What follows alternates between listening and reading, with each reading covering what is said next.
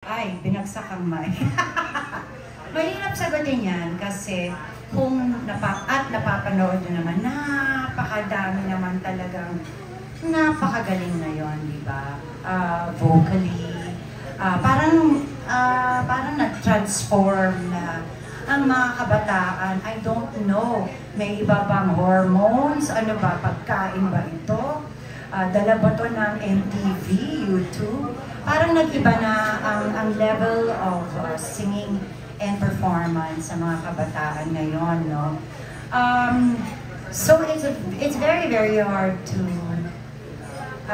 answer. Pero siguro it's, when you say kasi ang version ko ng Concert Queen is really, it's all around. It's not just the singing, it's not just the dancing, it's also your rapport with your audience.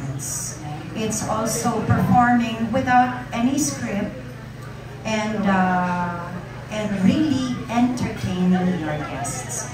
But ako kasi, mas gusto ko, for them, I think, ayaw naman nilang matawag sila na concert queen kasi ang gusto nila for sure, magkaroon sila ng sarili nilang title. They have to be known for something on their own, di ba? Pero palagi mo, marami pa sila o konti lang sila based on your... Madami magagaling. Madami magagaling. So, mahihirapan talaga yung audience because sobrang dami nilang magaling. Thank you. Thank you, Bobby. Bongga. Alam mo, mali ang sumbong niya itong tips na to sa akin. Bakit? Naserva naman pala. Ayan. Naserva lahat.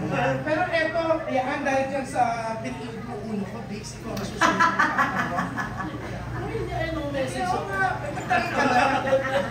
Nakakaya mo tayo. At saka sa lahat ng assistant, eto yung nakaupo kanina pa. Sa kids,